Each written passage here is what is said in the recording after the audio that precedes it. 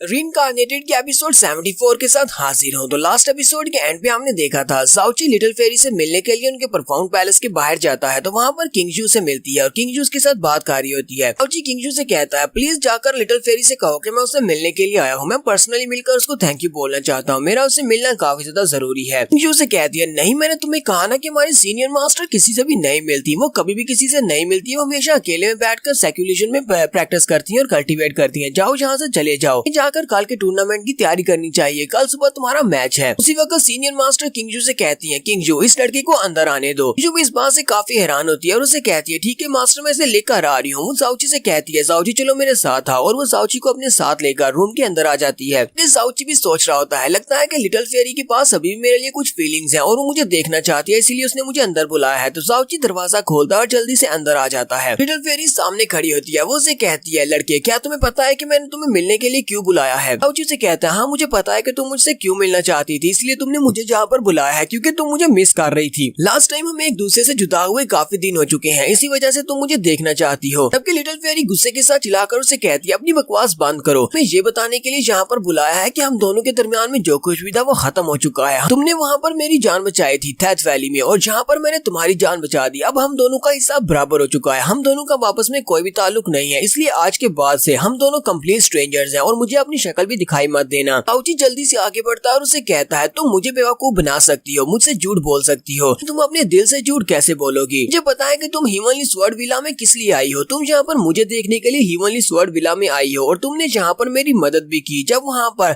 Burning sector के master मुझे मारने वाले थे। बाकी कोई भी मेरी मदद करने के लिए वहाँ पर नहीं आया, लेकिन तुम मुझे बचाने के लिए वहाँ पर आई और तुमने मेरी जान बचा ली क्योंकि तुम मुझे बचाना चाहती थी। ज़ाओची जल्दी से आगे बढ़ता है और उसे पीछे वाली साइड से लिपट जाता है। ज़ाओची कुछ ज्यादा ही ठरकी किस्म का इंसान है, हालांकि ये सिर्फ अभी 17 साल का बच्चा है और ये एक आंटी के साथ लिपटा हुआ है, ये तो बहुत ज्यादा गलत है। ज़ाओची उसे कहता है मुझे पता है कि तुम्हारे लिए ये बात बिल्कुल इम्पॉसिबल है कि तुम अपने फ्रोजन क्लाउड पैलेस को छोड़ दो सिर्फ एक लड़के के लिए। इस बात को अच्छी तरह से समझता हूँ, मैं तुम्हें ज्यादा फोर्स नहीं करूंगा, तुम्हें बस इस बात को एक्सेप्ट करना है कि तुम्हारे पास मेरे लिए कुछ फीलिंग्स हैं। ज़ाओची उसके कंधे पे किस करता है और कहता है तुम्हें परेशान होने की जरूरत नहीं है, बहुत ही जल्दी मेरी स्ट्रेंथ इतनी ज्यादा बढ़ जाएगी कि मैं तुम्हें फ्रोजन क्लाउड पैलेस से बाहर निकाल लूंगा। रास्ते में जितनी भी रुकावटें मैं सारी की सारी पार करके तुम्हें अपना बना लूंगा, क्योंकि आज के बाद तुम ना सिर्फ फ्रोजन क्लाउड पैलेस की चुई यूचैन हो, बल्कि आज के बाद तुम एक लिटिल फेरी हो जो कि सिर्फ और सिर्फ मेरी है। के साथ ही लिटिल फेरी गुस्सा हो जाती है और उसे अपनी प्रोफाउंड एनर्जी के साथ बाहर की तरफ धक्का दे देती है और वो दरवाजे से बाहर गिरता है। तो बाहर जैसे ही वो गिरता है तो ऊपर उसकी बीवी किंगजू खड़ी होती है। किंगजू से कहती है तो क्या तुमने मेरी सीनियर मास्टर को गुस्सा दिला दिया जिसकी वजह से उसने तुम्हें उठाकर बाहर फेंक दिया है? ज़ाओची उसे कहता है नहीं नहीं ऐसी बात नहीं है, मैंने उसे गुस्सा नहीं दिलाया, उसने तो बड़े प्यार के साथ मुझे उठाकर बाहर फेंका है। ज़ाओची उठने के बाद किंगजू से कहता है किंगजू मेरी वाइफ, मुझे ये बताओ क्या तुमने इन दोनों चीजों के बारे में सुना है? तुमने heart of snow glaze glass के बारे में सुना है और 9 परफाउंड एग्जीक्यूट बॉडी के बारे में सुना है? किंगजू से कहती है नहीं मैंने इनके बारे में कभी भी नहीं सुना, ये क्या चीजें हैं, मैंने तो ये नाम भी नहीं सुने। ज़ाओची से कहता है नहीं ये कुछ भी स्पेशल नहीं है और आज के बाद इनका नाम भी मत लेना। उम्मीद करता हूँ कि कल की फाइट में तुम लिंगजुन से मैच को जीत जाओगी ताकि हम दोनों फाइनल में एक दूसरे से फाइट कर सकें। क्योंकि यहीं पर स्काई परफाउंड लेजेंड से जो मास्टर आया हुआ है उसको भी दिखाते हैं, वो अपने रूम में बैठा होता है और वहाँ पर अपनी ट्रांसमिशन जेट को यूज करते हुए किसी यंग मास्टर से बात कर रहा होता है। यंग मास्टर से कहता है यंग मास्टर उसको ढूंढ लिया, मैंने 9 परफाउंड एग्जीक्यूट बॉडी वाली एक लड़की को ढूंढ लिया है जिसको हम लोग ढूंढ रहे थे, जिसके बारे में आपने भी सुना था कि यहाँ पर एक 9 एग्जीक्यूट बॉडी वाली लड़की है। फाइनली वो अपीयर हो चुकी है, हालांकि उसने अभी तक अपनी रियल स्ट्रेंथ को शो नहीं करवाया, लेकिन मुझे अंदाजा है, मुझे थोड़ा बहुत शक है कि ये वही लड़की है। मैं आपसे जानना चाहता हूँ क्या आपको उस लड़की में इंटरेस्ट है या नहीं? यंग मास्टर से कहता है मास्टर लिंग अगर तो हम वाकई में सच कह रहे हैं और उस लड़की के पास 9 हीवनली परफाउंड बॉडी है, फिर आपको मुझसे जो भी चाहिए होगा मैं आपकी हर ख्वाहिश को पूरा करूंगा, आपको जो चाहिए मैं आपको प्रोवाइड करूंगा, आपको पास वो लड़की मेरे पास डिलीवर करनी है। मास्टर लिंग भी आगे से बिल्कुल भी लिहाज नहीं करते, वो उसे कहते हैं मुझे 1500 grams of purple when divine crystals चाहिए, बदले में मैं वो लड़की आपके पास डिलीवर कर दूंगा। दूसरा यंग मास्टर से कहता है ठीक है मैं तुम्हारे लिए इसका बंदोबस्त कर दूंगा, मुझे सिर्फ 2 साल चाहिए, 2 साल के अरसे में मैं तुम्हारे लिए 1500 ग्राम इसके इकट्ठे कर दूंगा, इसके बदले में तुम्हें वो लड़की मेरे तक पहुंचानी होगी, जब टाइम आएगा वो लड़की मुझे दे देना। साथ ही वो कॉल को कट करता है। मास्टर लिंग कहता है इस लड़की के जितने भी कैरेक्टरिस्टिक्स हैं वो बिल्कुल वैसे ही है जैसा कि रिकॉर्ड्स में लिखा गया है, लगता है कि इसके पास 9 परफाउंड एग्जीक्यूट बॉडी है। यहाँ पर आना बिल्कुल बेकार नहीं रहा, मैंने यहाँ पर आने का फैसला ठीक किया था। सीन अगले दिन का दिखाया जाता है। अगले दिन लिंगजी और ज़ाओची के दरमियान में फाइट होने वाली है। सभी लोग काफी ज्यादा हैरान होते हैं और कहते हैं एक तरफ जो कंपटीटर है वो अपनी कल्टीवेशन में इस टूर्नामेंट का सबसे ज्यादा लोएस्ट कल्टीवेशन वाला बंदा है, जबकि जबकि दूसरी तरफ जो कंपटीटर है एज के लिहाज से बाकी सभी से लोएस्ट एज ग्रुप में है क्योंकि उसकी उम्र अभी 15.5 साल है। देखते हैं कि इन दोनों में से कौन जीतने वाला है। लिंगजी काफी ज्यादा खुश होता है और जाओची से कहता है बॉस मैं इस दिन का तो काफी लंबे अरसे से इंतजार कर रहा था। लास्ट टाइम तुमने मुझे हरा दिया था और मुझे तुम्हें बॉस कहना पड़ा, लेकिन मैं अभी तक सेटिस्फाई नहीं हूँ। जाओची से कहता है तुम इस तरह सेटिस्फाई क्यों नहीं हो? लास्ट टाइम मैंने तुम्हें हराया था और तुमने मुझे बॉस भी कहा था, क्या तुम अभी भी अपने बॉस को हराना चाहते हो? लिंगजी जल्दी से अपने पास से अपनी तलवार निकाल लेता है और उसे कहता है बॉस मैं जहाँ पर अपनी फुल स्ट्रेंथ को यूज करते हुए तुम्हें हराने की कोशिश करूंगा, भी लोगों को दिखा दूंगा कि मैं कितना ज्यादा पावरफुल हूँ और साथ ही हम लोग जहाँ पर उन कंडीशंस को रिवाइव करने वाले हैं। मैं फुल स्ट्रेंथ से अगर फाइट करके तुम्हें हरा देता हूँ तो फिर मुझे तुम्हें बॉस कहने की जरूरत नहीं है, बल्कि तुम मेरे लिटिल ब्रदर बन जाओगे। लेकिन अगर तुम मुझे फिर भी यहाँ पर हरा देते हो तो मैं सारी जिंदगी के लिए तुम्हें अपना बॉस मान लूंगा। जाओची से कहता है हाँ क्यों नहीं, मैं भी यहाँ पर अपनी फुल स्ट्रेंथ को ही यूज करूंगा, क्योंकि अगर मैं यहाँ पर तुम्हें हरा नहीं सकता तो फिर मुझे तुम्हारा बॉस कहलाने का कोई भी हक नहीं है। अगर ऐसी बात है तो फिर जल्दी से अपनी तलवार निकालो, मुझे दिखाओ कि तुम्हारे पास क्या है। जी जल्दी से अपने पास एक स्पेशल वेपन निकालता है और वो वाला स्पेशल वेपन स्काई लेवल का एक वेपन होता है। स्पेशल तलवार को सेलेस्टियल जैंग स्वर्ड कहा जाता है। वो जाओची से कहता है तो आ जाओ। तो जाओची भी अपनी बड़ी सी क्लोसल स्वर्ड को निकालता है और तलवार को घुमाते हुए इसके ऊपर अटैक करता है। वहाँ पर जबरदस्त फायर अटैक होता है और एक जबरदस्त एनर्जी निकलती है। लिंगजी के फादर दूर खड़े सब कुछ देख रही होती है और कहती है लिंगजी तो यहाँ पर वाकई में बहुत ज्यादा सीरियस हो गया है, वो अपनी फुल पावर को रिलीज कर रहा है, लगता है कि उसे जाओची के साथ ये फाइट वाकई में करनी थी। फादर कहते हैं लेकिन अगर लिंगजी यहाँ पर इस लड़के के हाथों से हार जाता है तो मुझे लगता है कि वो बहुत ज्यादा मायूस हो जाएगा। वो अभी छोटा है और इसकी स्ट्रेंथ इससे ज्यादा है, लेकिन इसकी वजह से मैं उसे हारने नहीं दे सकता, हमें यहाँ पर सब कुछ करना होगा। वो अपने बड़े बेटे से कहती है जुन तैयार रहना, अगर तुम्हें लगे कि लिंगजी यहाँ पर हार रहा है तो मैं चाहता हूँ कि तुम्हारे पास जो सेलेस्टियल जॉन स्वॉर्ड है वो तुम उसे दे दो। लिंगजुन अपने फादर से कहता है ठीक है फादर मैं समझ गया। जाओची और लिंगजी दोनों ही अपनी अपनी तलवारों का वहाँ पर टकरा रहे होते हैं और एक दूसरे को ब्लॉक करके रखे होते हैं। अभी देखने वाले भी काफी ज्यादा हैरान होते हैं और कहते हैं लिंगजी तो वाकई में बहुत ज्यादा स्पेशल है, इसने यहाँ पर सेलेस्टियल जैंग स्वॉर्ड को बहुत ही अच्छे से संभाला हुआ है, बल्कि ये इसकी 60% पावर को भी यूज कर पा रहा है। हालांकि इस लड़के की एज अभी काफी ज्यादा कम है, इसका मतलब तो ये है कि ये फ्यूचर में अपने बड़े भाई से भी ज्यादा स्ट्रॉन्ग बनेगा। फाइट फिर से कंटिन्यू होती है, दोनों एक दूसरे के ऊपर जंप करते हुए स्लैशेस लगाते हैं और दोनों की स्लैशेस काफी ज्यादा पावरफुल होती हैं। उसके ऊपर कट लगाकर आगे बढ़ता है। उसी वक्त